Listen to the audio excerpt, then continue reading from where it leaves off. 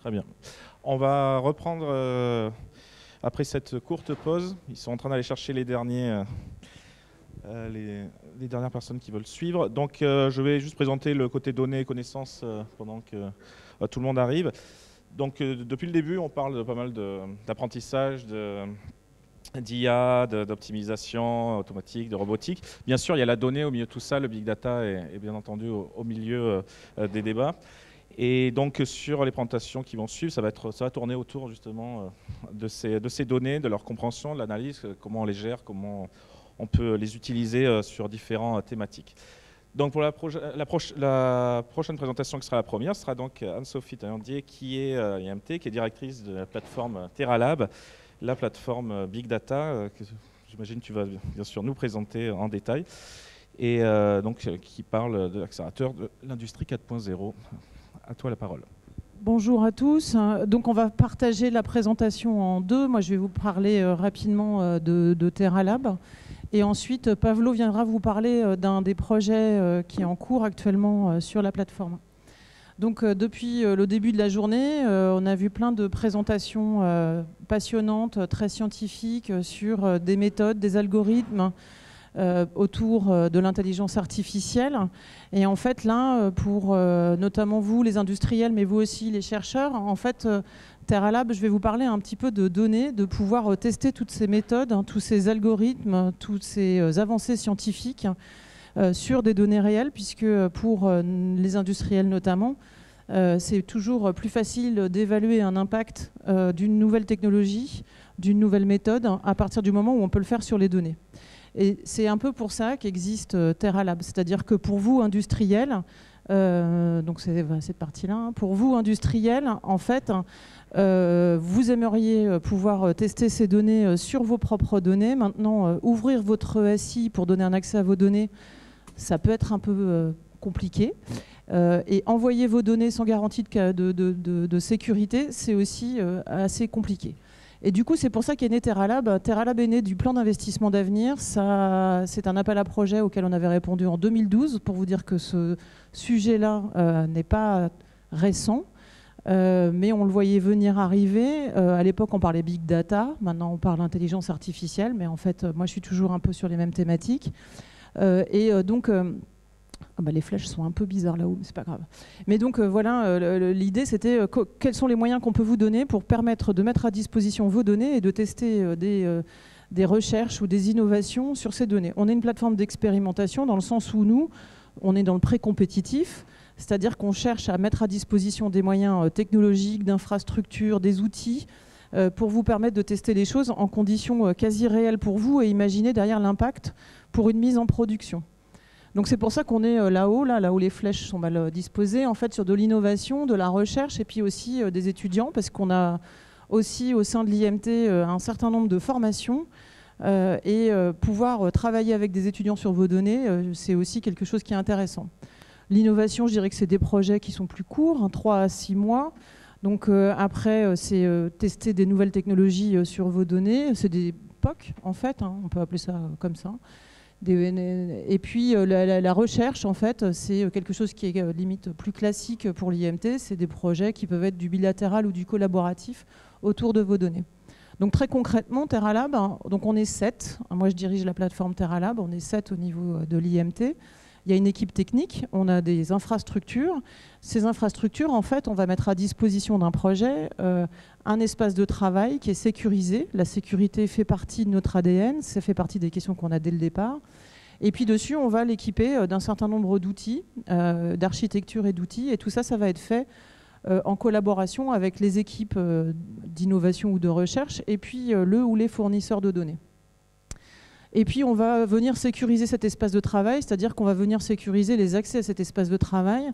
Donc cette sécurité, elle est faite de façon technologique, mais elle est aussi faite de façon juridique, c'est-à-dire qu'on va aussi apporter un accompagnement juridique. Qu'est-ce que j'ai le droit de faire de mes données? Que devient la propriété intellectuelle du résultat? C'est des choses qu'on cherche à traiter dès le début, si on veut pouvoir envisager un transfert technologique à la fin. Et puis après, on va aider aussi à accéder à un écosystème, c'est-à-dire qu'on a aussi quelquefois des partenaires qui n'ont pas connaissance de leur écosystème, et donc on peut leur présenter des équipes de chercheurs, des entreprises innovantes. On travaille beaucoup avec des pôles de compétitivité, avec les différentes écoles, les centres de recherche, les incubateurs, etc. Donc en gros, c'est ça, c'est un bac à sable là sur la gauche, les services qui sont sur la droite. Et puis derrière, voilà, je rappelle en dessous les points importants: souveraineté, confiance, ce sont des points qui sont importants pour nous.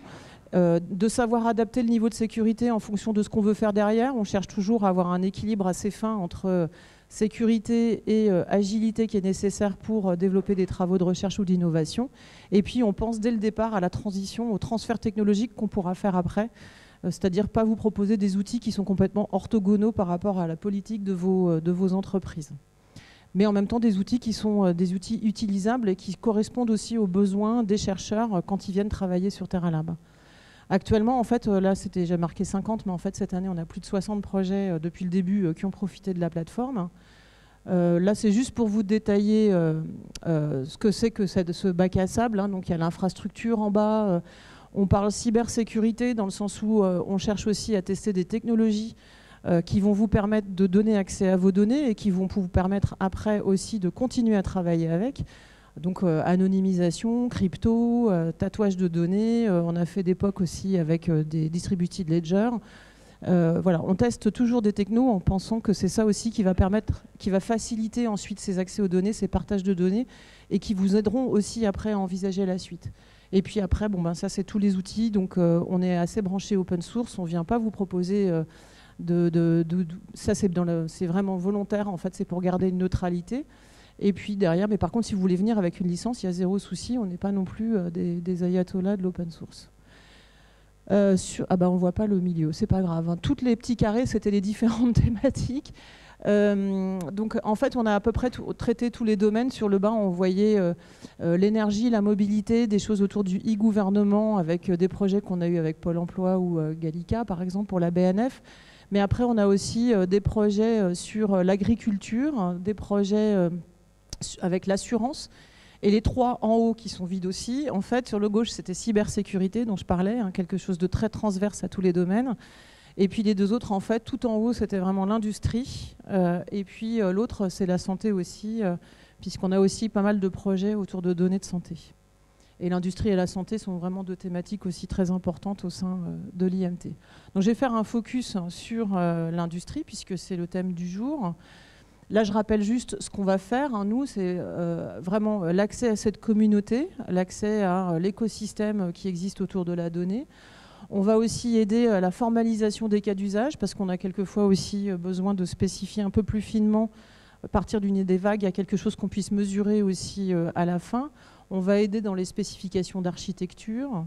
On va aider sur la partie juridique. Et voilà, notre principe, c'est vraiment cette plateforme. Alors, le mot plateforme est un peu utilisé dans tous les sens, donc je ne sais plus trop comment le définir, mais en tout cas, on cherche à rester neutre, sûr, et on est souverain.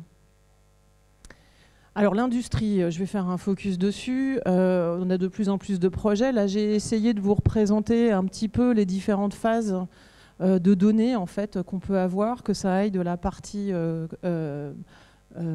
design, simulation, je dirais très maquette numérique, pour aller jusqu'à le produit dans sa vie. Et en fait, en passant par la fabrication. Et en fait, là, sur TerraLab, dans les 60 projets, on en a beaucoup en industrie actuellement, où on commence à avoir des données qui sont des données de ces différentes phases.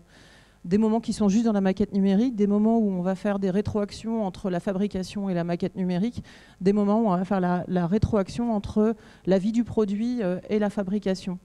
Donc ça, typiquement, c'est sur la partie maintenance prédictive, par exemple. Et c'est ça aussi après, donc là j'ai plus beaucoup de temps pour pouvoir laisser Pavlo après parler, mais ça je pourrais vous parler des heures de ça parce qu'on en a beaucoup des sujets sur le sujet. Mais là on va vous parler d'un projet qu'on a actuellement avec Valeo, et c'est un projet de maintenance prédictive et c'est un petit peu des retours de données de la vie du produit vers le moment de la fabrication et commencer à pouvoir détecter des défauts qui viendrait au-delà de la ligne de fabrication. Donc voilà, c'est pour vous dire qu'on arrive à accéder à ce type de données, on arrive à travailler avec tous ces partenaires, avec les responsables sécurité de ces partenaires, et on arrive à leur fournir les garanties qui sont nécessaires pour travailler sur ces données-là. C'est des points qui sont hyper importants. Non seulement c'est intéressant pour les chercheurs de pouvoir valider et travailler sur des données réelles, et c'est intéressant pour les entreprises ou pour les fournisseurs de données de pouvoir avoir ces échanges et ces interactions sur ses propres données et d'aller au-delà de juste l'information scientifique ou en tout cas des tests sur des technoscientifiques en conditions réelles, je dirais. Après, c'est juste pour vous dire qu'on a beaucoup de projets européens, on est très présent à l'Europe, on a eu plusieurs labels et plusieurs prix. Et donc là, on en a 3 en cours, dont 2 qui sont vraiment focus sur l'industrie 4.0. Et on a celui qui est en bas à gauche, et aussi très dédié sur les PME et les ETI, qui sont quelque chose d'important pour nous, parce qu'il y a aussi là un grand besoin de pouvoir faire des transferts technologiques. Donc je pense que là, ça va au niveau temps. Donc là, je vais laisser la parole ensuite. Donc ça, c'est mon contact. N'hésitez pas à me contacter si vous avez besoin de plus d'informations. Je suis là pour ça. Et là, je vais laisser la main après à Pavlo, qui va venir expliquer le travail qu'il fait actuellement en maintenance prédictive avec Valeo. Oui, merci Anne-Sophie. First of all, I'm sorry, my level of French is still very low, so I prefer to speak in English. I assume this shouldn't be a problem. So indeed, I'm going to present, to speak about the project of predictive maintenance, which came to life actually thanks to the possibilities that we have now, like secure access to the data of Valeo company thanks to TerraLab. And it's about predictive maintenance of an industrial production line, right? So what do we understand under predictive maintenance is that means that we are monitoring the data and we are evaluating it constantly, we are evaluating some process, and we are trying to predict the moment of the optimal intervention into this process to repair it, to pass from the passive maintenance in the phase of active maintenance, where we actually have to take certain action. And for a production line, one of the main meanings of this is basically just gradually testing items being produced, and these tests of items are usually can I use a pointer here? Yes. So are usually done for 2 reasons. So first is to detect the deviation of the manufacturing equipment, right? So that you know that the equipment should be repaired. And the second thing is to really detect the defect items and to exclude them from the production process so that they do not get to the customer. And so usually this detection is based on several stations, test stations, which are implanted into the production line, where several measurements are performed on several test measurements are performed on the item, and then these measurements basically produce some observation, how we can say from statistical point of view, a multivariate observation, which leads to formalization of this task in machine learning as an anomaly detection task. This is something which is quite well known. There are many approaches, more than what I present here. So some of them are, for example, like one-class support vector machines, which try to minimize the volume of the most dense set. There are local outlier factor, which is rather looking into local features of the data. What is also now quite well used is the isolation forest, where which is the extension of the very famous algorithm in machine learning, the random forest. And one thing on which I'm going to concentrate and give some insight about today is actually the measures of outlyingness, or which is called the depth statistics, which are robust, purely geometric measures of centrality or of outlyingness, right? So let's take an example. So imagine we have produced 500 items, and we have measured 2 parameters of them, and these are the results, right? So obviously we can see that 4 items are not good, and we would like to detect them and eliminate from the process, right? So what is usually actually widely done in production lines, which exist, is that we just look at minimum and maximum measure of each item, and of each test, and we say, okay, if an item is beyond this measure, this levels of minimum and maximum, then it's excluded from the process and is detected as an anomaly. But this is not actually what is the most optimal strategy, because obviously there will be some areas here where we will not be able to detect items. To do that, what we do, we apply some statistical measures. So we measure, for example, Mahalanobis distance to the center. So there is some center, and we measure distance, and Mahalanobis, it just means that we adapt to the geometry of data through this operator, right? And if we measure this distance, it's like we measure how far we are from center, then we can evaluate basically this distance for any point of the space, and then we see that the good items, the items which are okay, will be inside of these ellipses, and then we can detect also bad items which are in this area. So again, what I show here is dimension 2 just for visualization. Usually we have more tests on items, up to dozens or sometimes hundreds of tests on each item, and of course if you imagine the same picture in dimension 100, if you can, then well, it's completely not understandable what is happening there. You really cannot detect these points. So this is good, but if I apply exactly the same technique at the very beginning, at the very start of the production line where I don't have enough observations, right? I will get that this optimal area will be something like that, and this is where we need the robust order statistics to let them into game, because they can actually, in a robust way, adapt even to the small amount of data, although everybody is speaking today about the big data, right? Adapt even to the small amount of data to detect these 4 outlying items. So how it works? Well, basically, it's more or less the same thing. We construct something which is called Welt statistics, but it's robustified version where instead of mean, we take median, and instead of standard deviation, we take median absolute deviation from the median. And so what we do it for each projection, for each univariate space which kind of is doable. So imagine if we consider 2 points, the green one, which is a good item, and red one, which is a defect item. If we will rotate through all possible directions, the distance of the good item to the center will always be low for all directions, but the distance of the defect item, we will be able to find the direction on which this distance will be high. And this is how we can detect these items using the same rule, just if this outliningness measure, which is the maximum of this distance, is larger than some predefined threshold, then we know that these items are detected. And as you can see, so we get some similar picture as what we had before, but now this region is actually adapted to the geometry of the data, to the real production process. And basically, like keeping some time window for reference of normal items, we can do the same. So now I really didn't change anything in statistics. I just added new points, but you see that the region itself adapts and is capable still to identify the defect items. So far so good. This was for the multivariate data. Often test is not just measurement, it's measurement during some time, right? And so, for example, we are putting some impulse, and we are measuring tension during like 1 or 2 seconds, and then we get some functional observation where we also would like to detect abnormal objects or abnormal items. Basically what happens using, so one, like the simplest thing I would like to show you is just to average the measure we just constructed before through the times. That means to measure it for different time points, right?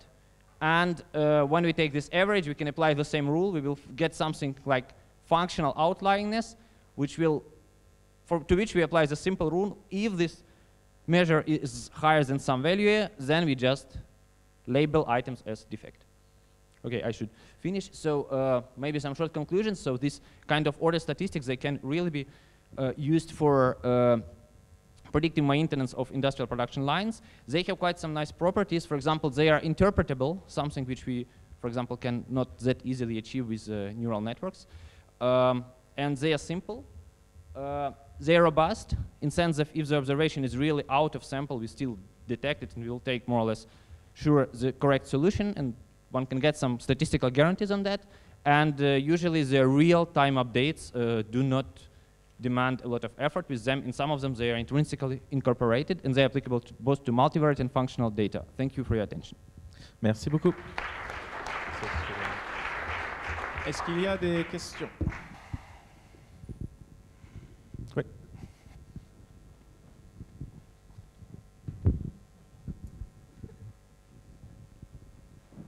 Thank you. It's a question of what is the relationship between your work and TerraLab? I didn't see if you are one of the examples of what is being done, or how? Donc, sur TerraLab, on va mettre à disposition, là en l'occurrence pour ce projet-là, on a travaillé avec Valeo parce que évidemment, c'est des données qui sont des données importantes pour Valeo.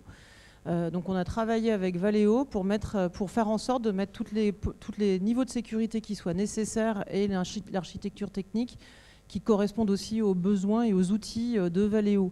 Donc on a fait ça, on a disposé sur notre infrastructure d'un espace de travail, on a importé les données de Valeo sur l'espace de travail sur TerraLab. Et là-dessus, Pablo travaille avec ces données-là pour justement faire ses recherches sur qu'est-ce qui pourrait amener comme nouvelle méthode scientifique qui pourrait répondre à la question de Valeo dans ce programme de recherche. J'aimerais ajouter qu'en fait, sorry, I would like to add that indeed, I mean, testing like the theoretical developed methods on real data is actually challenging, and now we are speaking about the recent data, so it's really something which is the last available data, and usually these are almost never accessible. So it's not something one can download from a site as a benchmark data set. It's way further, and yes, so thanks to TerraLab, you can actually get access to this kind of data due to secure connections and other secure treatment of data. Avant qu'il y ait une autre question, si le prochain orateur peut aller déjà se préparer, comme on n'a pas de pause après, vous êtes le bienvenu. Y a-t-il d'autres questions? Pardon, merci. Oui, bonjour, de nouveau Philippe Nieto, désolé. Disons, la distance de Mahalanobis date de 1936. Est-ce qu'il y a des nouveaux outils mathématiques très récents, beaucoup plus récents? Parce que bon, j'ai l'impression qu'on utilise dans beaucoup de domaines, y compris l'IA, des outils mathématiques qui datent vraiment de nombreuses années. Est-ce qu'il y a des nouveaux mouvements mathématiques qui sont utiles justement pour ce genre de modèle? Well, I mean, Mahalanobis distance was just to show a bad example which doesn't work, right? So this is 1936. Stachel-Donner outliners, it's a bit later, it's like 80s, 90s. And say the methods which work for functional data, they start, real development starts with 2014, so I would say they are rather new. And of course, I mean, this is only like smallest, simplest thing I've presented, which is understandable. Yes, there is a lot of other things. If you go through this list, say, like I think here, like more, in all the directions, there is active development now, nowadays, in all 4 directions. Très bien, merci encore. On court après le temps, du coup, on peut encore remercier les orateurs.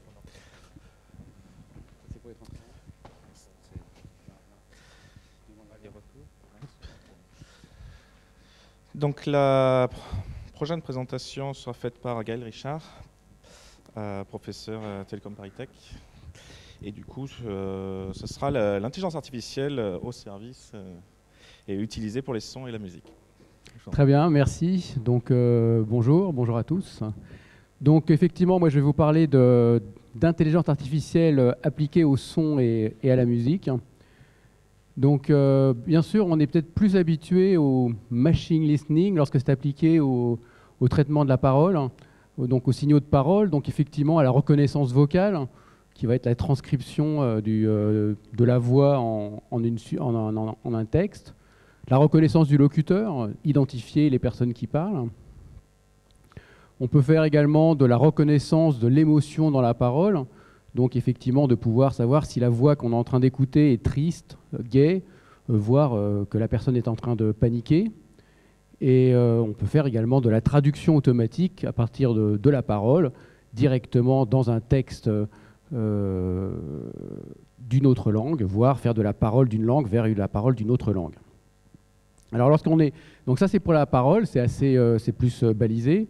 Lorsque l'on parle de signaux sonores ou musicaux, on va avoir d'autres types de domaines. Donc évidemment des domaines assez classiques comme la capture du son, donc arriver à capturer le son à partir d'une certaine distance. Là on va avoir des thématiques de type localisation des sons, des bruitages, des réverbérations.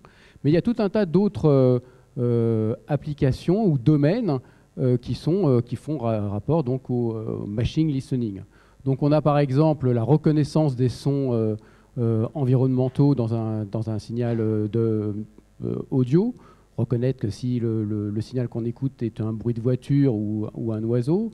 Il y a aussi tout un tas d'applications dans le domaine de la bioacoustique pour suivre, pour faire du wildlife monitoring, ou même pour reconnaître les chants d'oiseaux, ce genre de choses. On a évidemment tout un tas de domaines qui sont autour de la séparation de sources sonores, c'est-à-dire qu'à partir, je ne sais pas ce que je dois faire là, mais c'est pour la caméra. C'est là, c'est bon là. À partir d'un ensemble d'un enregistrement sonore, de pouvoir décomposer les différentes sources qui composent la scène sonore. Et puis on a un domaine, donc j'y reviendrai un peu dans la présentation, qui est autour de la Music Information Retrieval, qui va être tout ce qui est analyse des signaux musicaux et qu'est-ce qu'on peut faire à partir de cela. Alors il y a un grand nombre, là j'ai les applications un petit peu plus précises de ces domaines-là, qui vont de l'éducation musicale, donc l'apprentissage de la musique assistée par ordinateur, qui vont évidemment de compagnies autour de la recommandation du streaming qui sont très connues, et puis plein de plus petites entreprises qui attaquent une application un peu spécifique de l'analyse des sons sonores ou musicaux. Alors moi je vais ici pas vous parler de tous les domaines, je vais prendre quelques domaines que je vais illustrer un petit peu plus précisément pour aller un peu plus dans les détails. Alors le premier domaine que je vais illustrer, c'est la séparation de sources sonores. Séparation de sources sonores, on est assez habitué à une situation un peu classique où on a quelqu'un qui parle dans un environnement bruité, où là on va donc connaître le signal sonore, il va être pris par la machine ou par le portable. On va séparer, l'objectif c'est de séparer la personne qui parle pour l'écouter, pour pouvoir faire par exemple de la reconnaissance vocale ou autre. Donc dans une application plus audio et plus musique, eh bien là ce qu'on va avoir c'est plutôt un orchestre qui joue, ou plusieurs en tout cas musiciens qui vont jouer. On pourrait très bien avoir enregistré ce concert, je dirais, ou cet enregistrement en studio sur 2 pistes stéréo, gauche-droite. Et l'objectif de la séparation de sources, c'est qu'à partir d'uniquement de ces 2 pistes, d'arriver à redémixer le signal pour retrouver tous les instruments qui jouent, et éventuellement de pouvoir remixer le signal dans un setting différent, dans une salle cible ou même dans un format différent, c'est-à-dire de pouvoir faire de la transcription de format et du remixage. Donc, classiquement, pour ce genre d'approche, on a deux types de choses qu'il faut qu'on arrive à comprendre et à modéliser. C'est qu'est-ce que sont les sources elles-mêmes, donc comment on les représente et comment on peut en faire un modèle, et modéliser comment les sources se propagent dans l'environnement, c'est-à-dire tout ce qui est l'effet de salle, la réverbération, etc. Et donc, un des travaux que nous avons fait, nous avons développé un modèle un petit peu spécifique où on a les sources qui vont être modélisées dans un domaine dit spectral, où on a une représentation temps-fréquence. Donc vous avez les fréquences ici en fonction du temps, ce qu'on appelle un spectrogramme. Et on voit sur ces images-là, finalement, quelles fréquences sont importantes dans le signal. Et ici, là, dans un modèle un peu original, on a des sources modélisées dans le domaine spectral et le phénomène de propagation qui, lui, est modélisé dans le domaine temporel, parce que c'est beaucoup plus précis. Alors juste pour donner une illustration des méthodes qu'on peut utiliser comme modèle de source pour représenter les signaux sonores d'une manière, je dirais, haut niveau. Ici, vous avez la même représentation de spectrogramme, les fréquences en fonction du temps. Et vous voyez ici, assez simplement, que ici, vous avez une note de musique qui est jouée, ici, une autre note de musique qui est jouée, et ici, c'est la somme des 2 notes qui ont été jouées. Donc ça, c'est l'observation. Et en faisant des techniques de factorisation à matrice non négative, on peut très bien représenter finalement cette observation comme une multiplication de 2 matrices, une matrice qui correspond finalement au contenu spectral, au contenu fréquentiel de chacune des notes, et une matrice qui va donner l'activation de ces contenus spectrales en fonction du temps. Et on voit bien que si on rejoue le signal en activant qu'une seule des colonnes, des lignes de cette matrice H, on peut resynthétiser qu'une seule des 2 sources si chaque note était jouée par exemple par un instrument différent. Donc là, c'est des modèles assez haut niveau qui permettent effectivement d'améliorer la séparation de sources, mais on verra qu'on peut les utiliser également dans d'autres systèmes.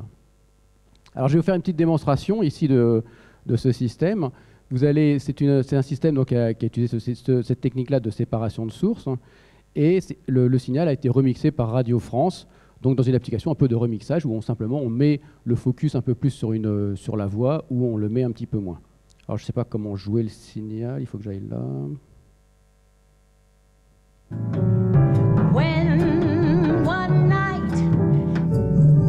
On est là. C'est magnifique.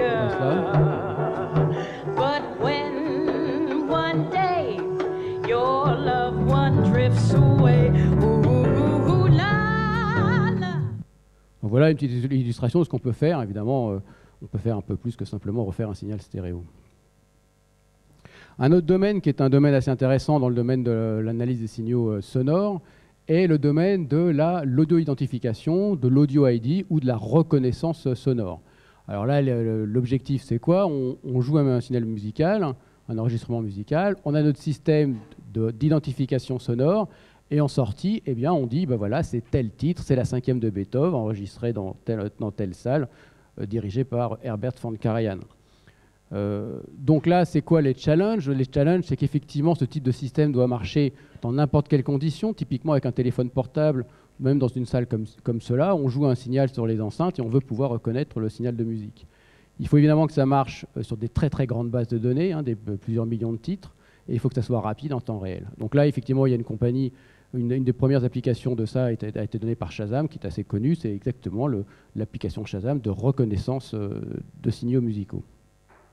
Alors évidemment, un des problèmes de ces techniques, c'est que souvent, elles ne peuvent reconnaître qu'un morceau qu'elle connaît exactement. C'est-à-dire, elle va reconnaître la 5e de Beethoven enregistrée par Karajan, mais qui est exactement la même version qui est jouée sur les enceintes que la version que la machine connaît en mémoire.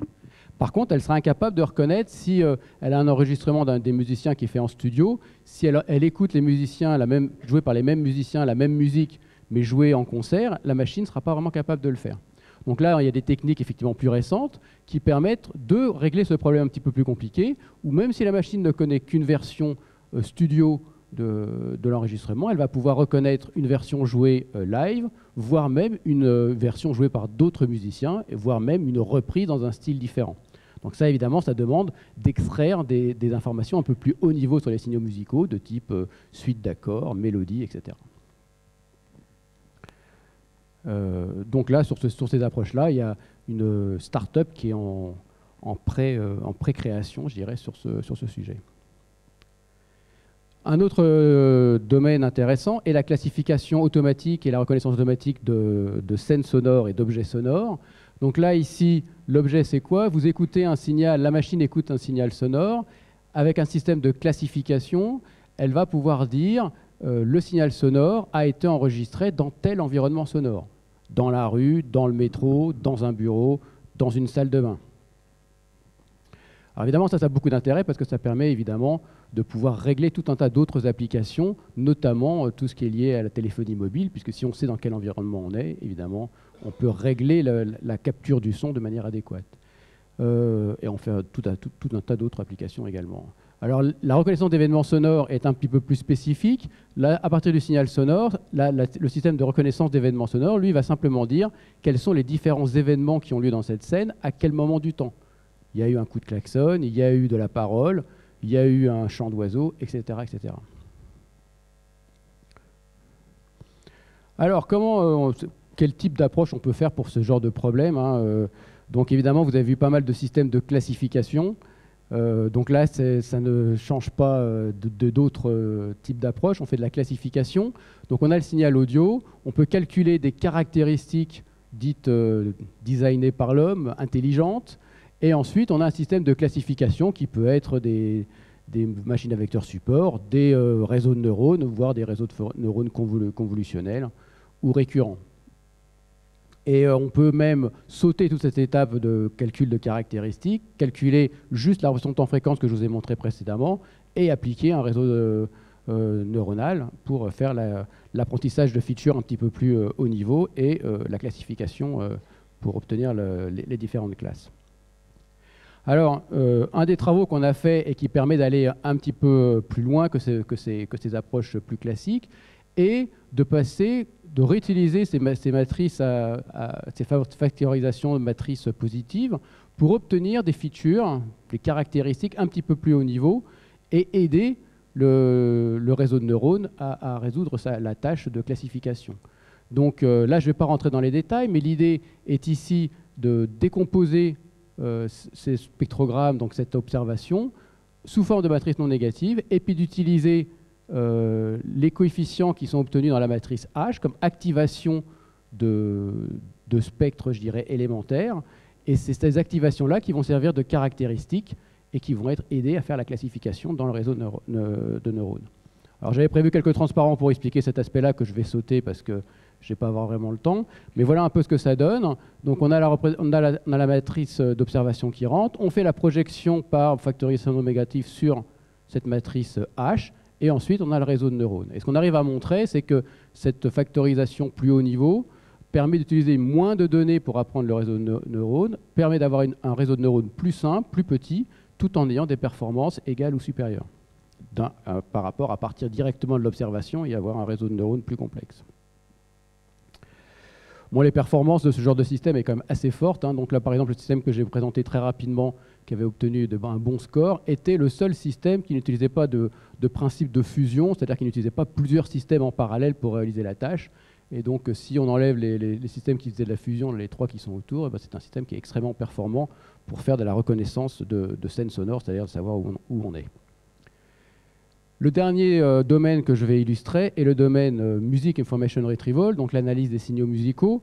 Donc là, le principe, on a le signal sonore et on va extraire une information haut niveau qui serait de l'information musicale, donc qui pourrait être par exemple la partition. Donc là, si c'est la partition de musique, on parle de transcription musicale, d'estimation de toutes les notes, c'est-à-dire l'estimation des hauteurs de chaque note, d'extraction d'informations rythmiques, d'extraction de quels sont les instruments qui jouent. Et bien sûr, avec des applications dans de nombreux domaines, la recommandation, la séparation de sources, ou encore le traitement multimodal, c'est-à-dire trouver une musique qui va bien avec une vidéo, ou qui va bien avec un certain nombre de concepts qu'on veut illustrer dans une vidéo. Alors, je vais vous illustrer un exemple, qui est comment détecter ce qu'on appelle le temps fort dans la musique, et automatiquement estimer le temps fort. Donc, estimer le temps, c'est-à-dire à quelle pulsation on tape sur la musique, c'est relativement simple. Par contre, estimer le temps fort, c'est-à-dire qui représenterait le temps le plus important de la mesure, c'est déjà beaucoup plus compliqué. Donc l'approche qui est ici développée, c'est de dire ce qu'il faut traquer pour y arriver, c'est des concepts au niveau de la musique, c'est-à-dire des concepts liés à l'harmonie, à la mélodie, au rythme, au timbre et au contenu de la basse, qui souvent, les basses électriques, changent de notes sur le premier temps. Et donc pour ça, ce qu'on va faire, c'est qu'on va faire des systèmes qui vont être en parallèle. Chacun va être spécialisé dans une de ces tâches, et les différents systèmes vont être fusionnés par la suite. Alors je vais vous donner un exemple d'architecture d'un tel système. Donc un tel système va par exemple prendre le signal sonore audio, va avoir des représentations qui vont être spécifiques de chacune des dimensions, un chromogramme dont je ne vous explique pas vraiment ce que c'est, mais qui représente l'information harmonique, et puis des informations qui sont plutôt, par exemple, le low frequency spectrum va représenter tout ce qui est les informations basse fréquence, et ça va être adapté pour l'analyse de l'instrument basse électrique. Ensuite, on décompose sous forme de périodicité élémentaire, qui vont être une périodicité rythmique élémentaire, et à partir de ça, on a 4 réseaux de neurones en parallèle qui vont chacun essayer de prédire le temps principal, chacun dans sa dimension. Et puis après, on a un système assez classique de lissage pour obtenir la position du temps fort. Donc ça, c'est le résultat d'une thèse très récente qui est faite dans le laboratoire. Et je vais vous faire une petite démo de ce système. Donc je vais vous jouer le système qui détecte le tatum, c'est-à-dire le temps élémentaire. Vous avez un métronome automatique que vous devez entendre.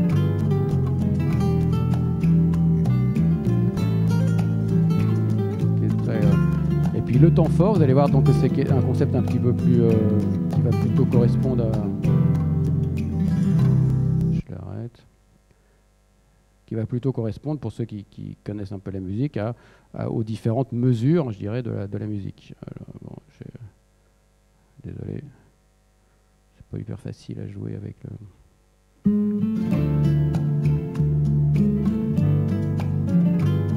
Je sais pas si vous entendez là le kick. C'est fin. Voilà, c'est bien, ça permet de faire un petit peu de détente après toutes ces présentations. C'est pour ça que je laisse un peu la musique courir. Même si on m'a dit qu'il faut bientôt que je finisse. Donc voilà, je vais finir sur ce dernier transparent pour donner quelques pistes de prolongement. Donc ces pistes de prolongement, comme je dirais comme un clin d'œil, ce sont les sujets de thèse de 5 doctorants qui ont commencé leur thèse il y a quelques mois dans le cadre d'un projet européen Training Networks en Europe. Donc il y a 5 thèses qui sont à Télécom Paris Tech, qui sont toujours en collaboration avec une industrie. Je ne vais pas illustrer les 5 sujets, mais par exemple, le sujet par exemple qui est ici avec Technicolor vise à changer le style d'une musique. Donc vous prenez une musique dans un certain style, vous prenez par exemple James Bond dans un style musique occidentale et vous le transformez en musique de type indienne ou musique de type chinoise. Donc voilà un peu le type de sujet. Évidemment, il y a énormément d'applications pour ce genre de choses.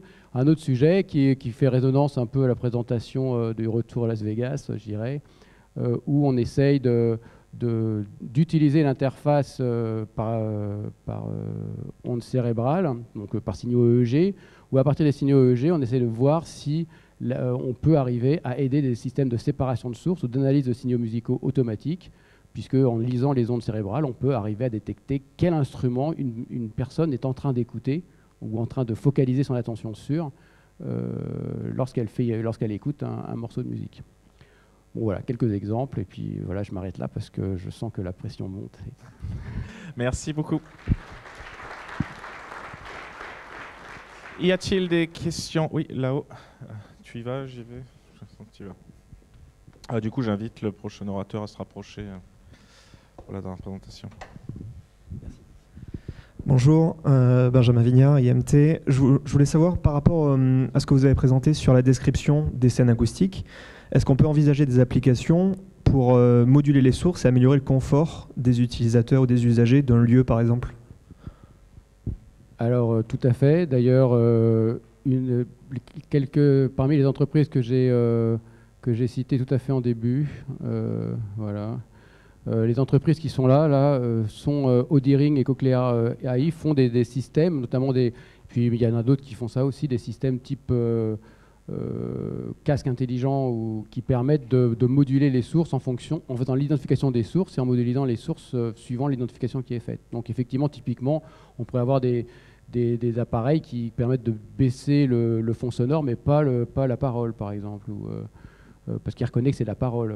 Elle peut baisser exactement, être un petit peu plus intelligent à l'environnement. C'est tout l'intérêt de pouvoir reconnaître les différentes sources et l'environnement sonore, c'est qu'après, on peut faire des procédés assez intelligents de traitement des scènes. Une autre question? Oui. Oui, bonjour, Aurélie Montarnal, IMT Minelbi.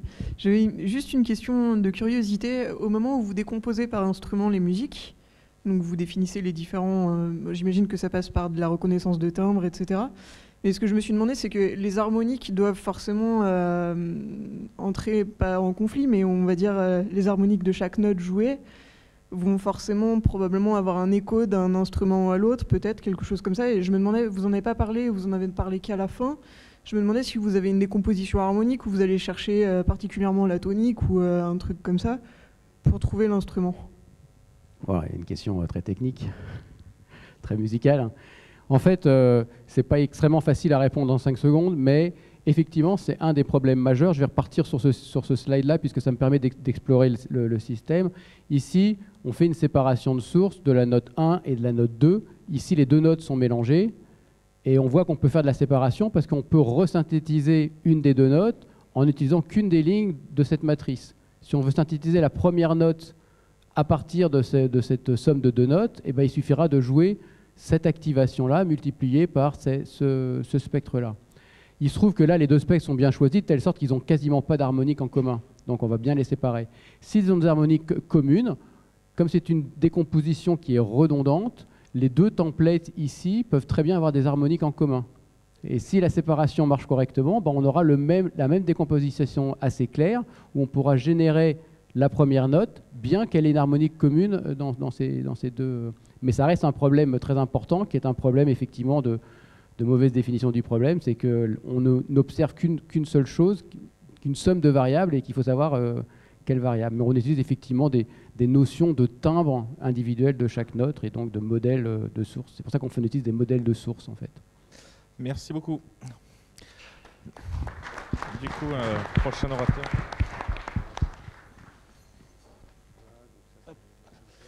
Du coup, la dernière présentation de cette session Données Connaissances sera donnée par le maître assistant Maxime Lefrançois de Mines Saint-Étienne sur le problème d'interopérabilité sémantique sur coordination décentralisée pour l'industrie du futur.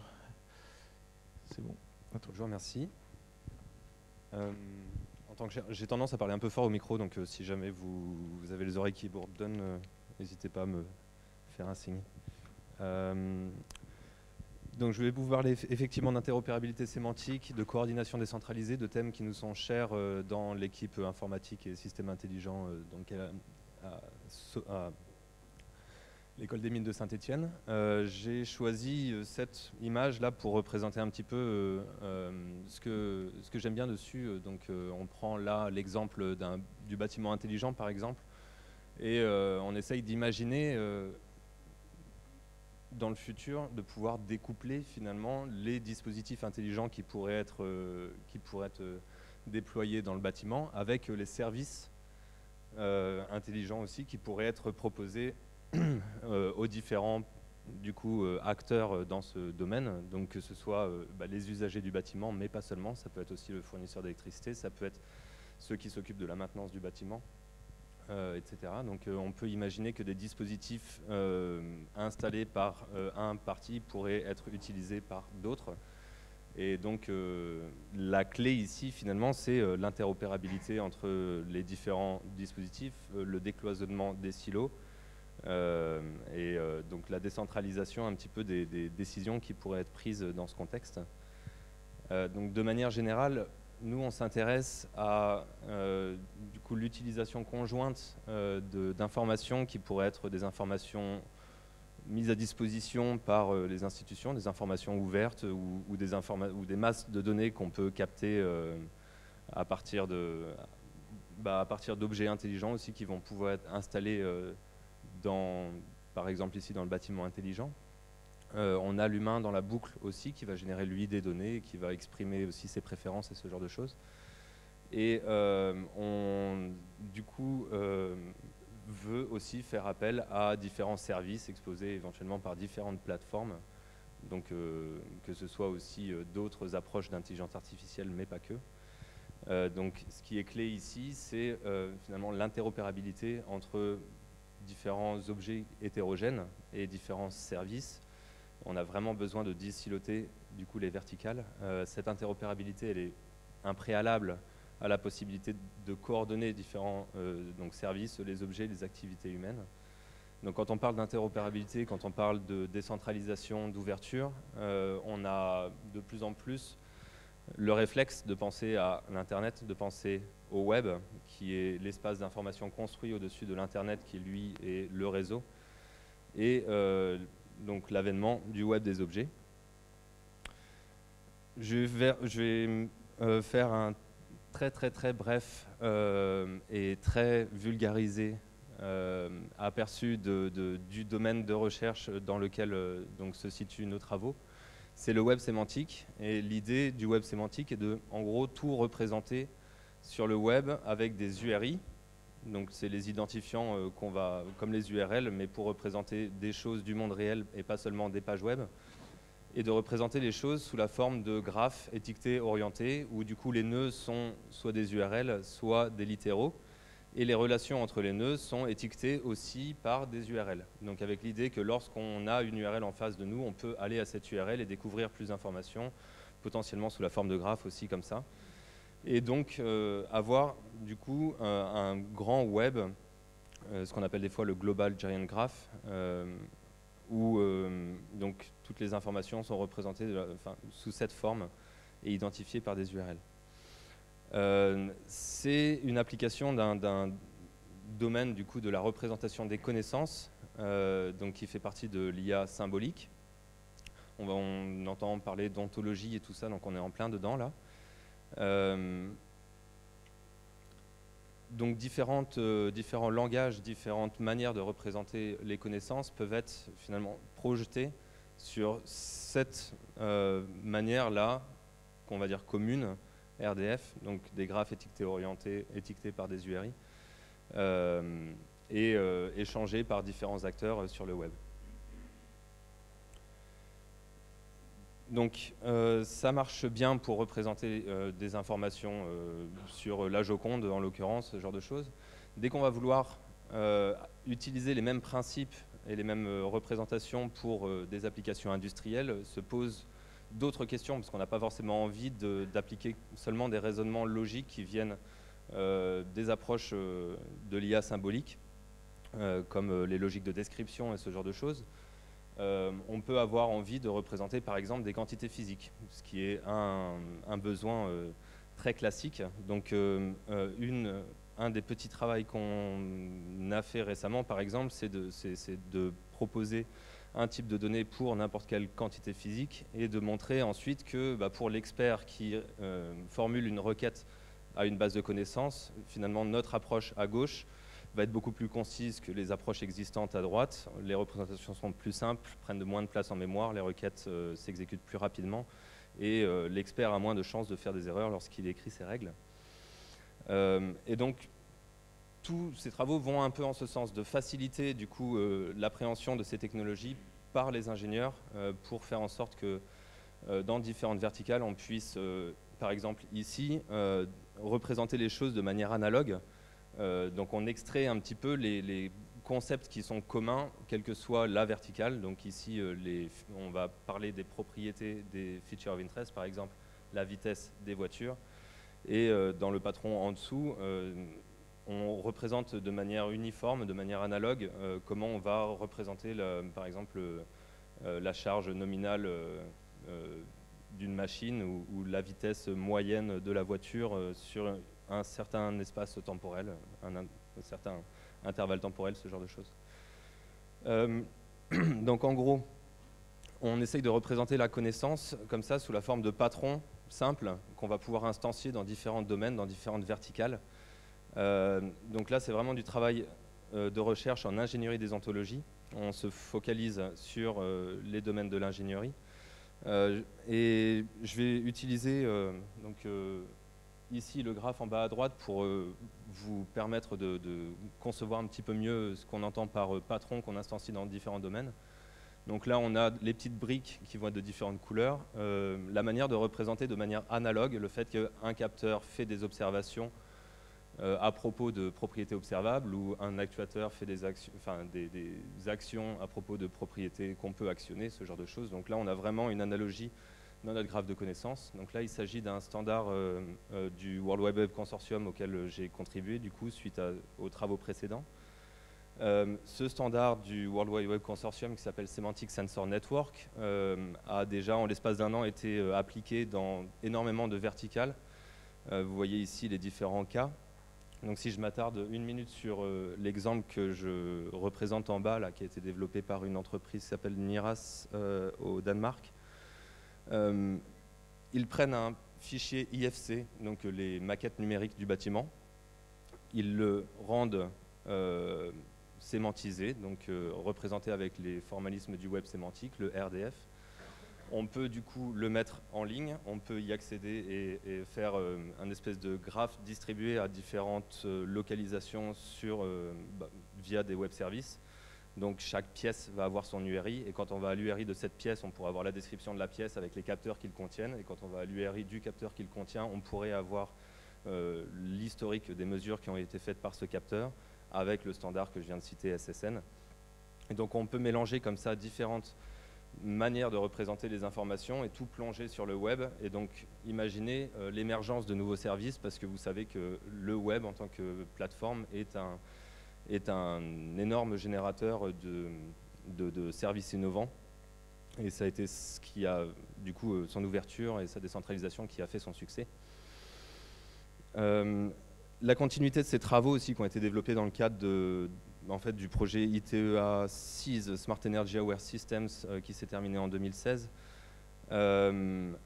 est en ce moment fait en ce moment l'objet d'une suite financée par l'ETSI, qui est l'organisme de standardisation des technologies de l'information et de la communication en Europe. Donc je dirige une spécialiste task force en coopération avec l'Université Polytechnique de Madrid que je visite en ce moment pendant quelques mois. Pour consolider le standard européen qui s'appelle Smart Appliances Référence Ontologie. Et donc sur deux aspects. Le premier, c'est l'injection, l'incorporation de notre manière de concevoir du coup, les ontologies à partir de patrons de conception, à partir de patrons d'ontologie qu'on va instancier dans différents domaines. ce afin de faciliter du coup le développement d'IA et donc la compréhension du modèle par des développeurs qui pourraient venir de différentes verticales. Et second point, la transposition à l'ingénierie des ontologies des meilleures pratiques qui sont aujourd'hui développées et utilisées de plus en plus, qui sont état de l'art dans le développement logiciel, donc ce qu'on appelle le DevOps, ce qu'on appelle l'intégration continue, donc le développement avec Git et ce genre de choses. Donc ces travaux en standardisation, finalement, sont juste un creuset pour nous, pour développer nos travaux de recherche dans ces différents domaines.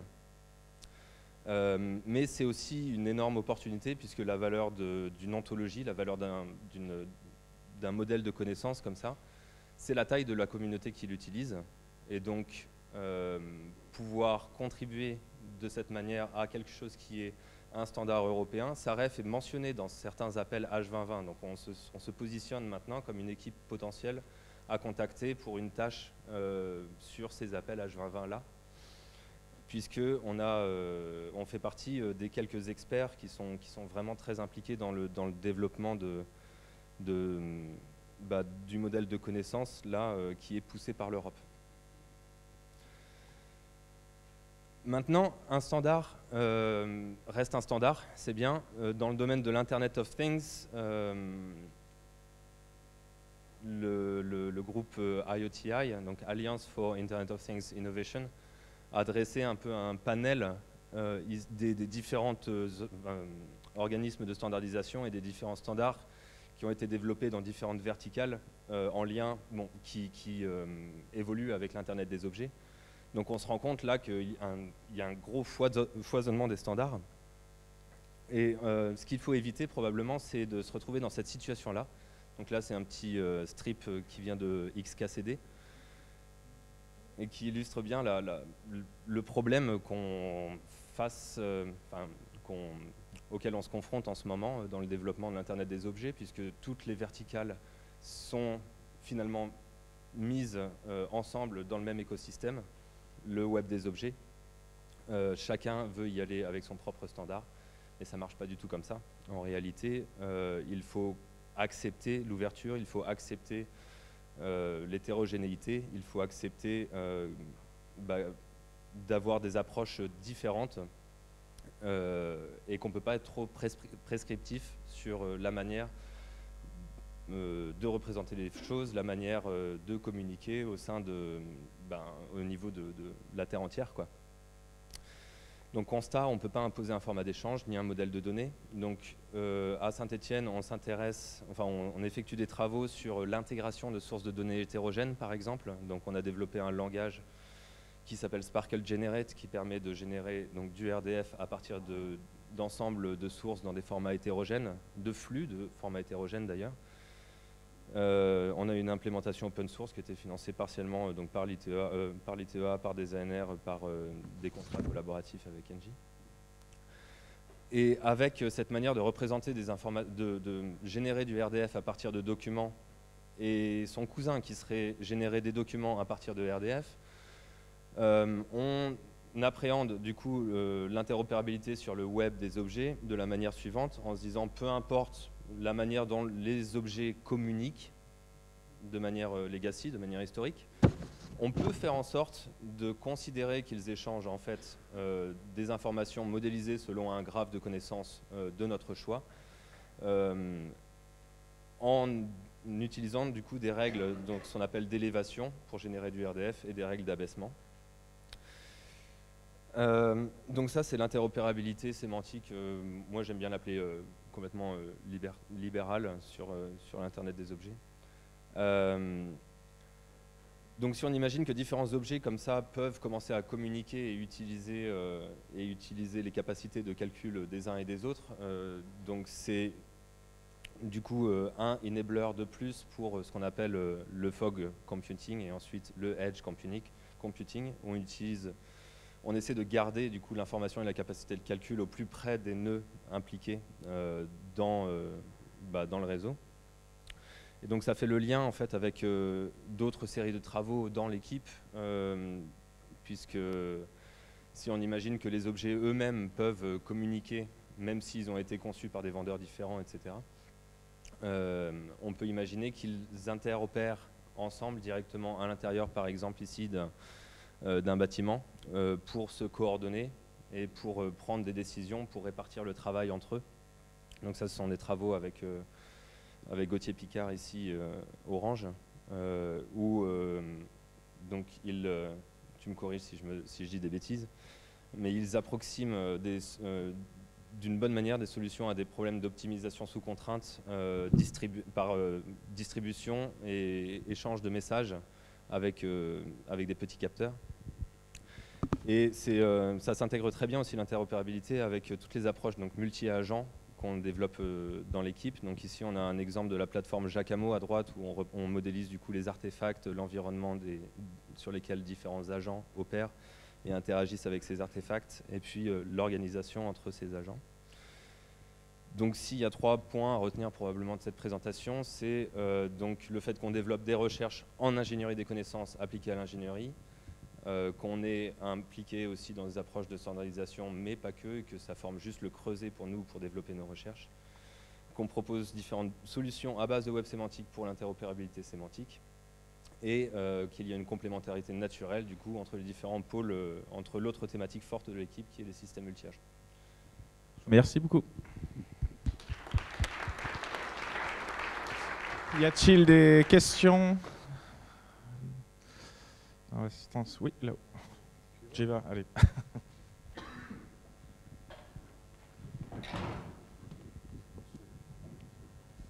Oui, bonjour, Jean-Luc Dormois, je me permets déjà de parler parce que je vais parler vous allez me suivre après. J'ai une question peut-être un peu naïve. Donc c'est déjà pas facile de faire des modèles. Ensuite, ça coûte cher de structurer les données pour les mettre dans ces modèles. La réalité aujourd'hui dans les entreprises de la digitalisation, c'est d'avoir plein de PDF avec du texte, de l'image, des tas de trucs, quoi. Est-ce que justement les progrès en IA ne permettraient pas de résoudre ce problème et d'avoir une vision peut-être un petit peu différente de ce que pourrait être un web sémantique?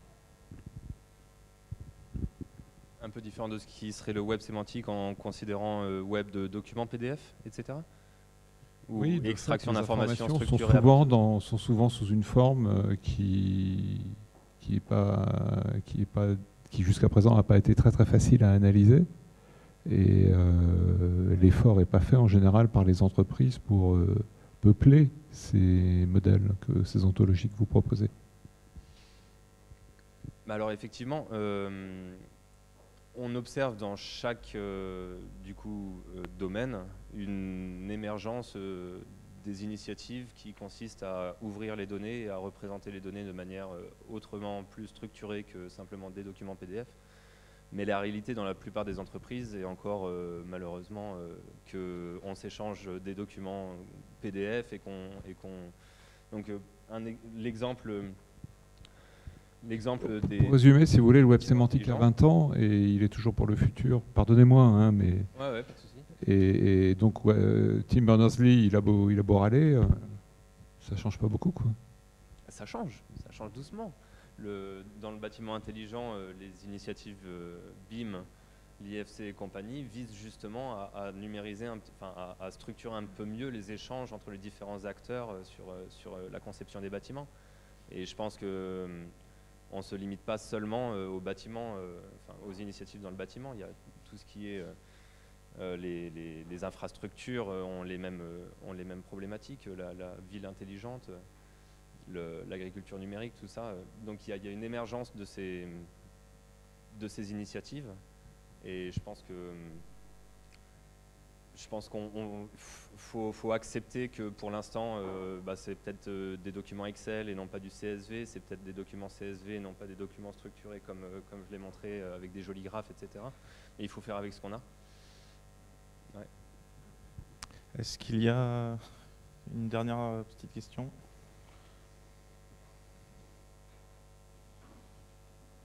Non, du coup, merci beaucoup. Merci Maxime. Merci aux 3 orateurs pour leur très bonne présentation et pour avoir respecté le temps.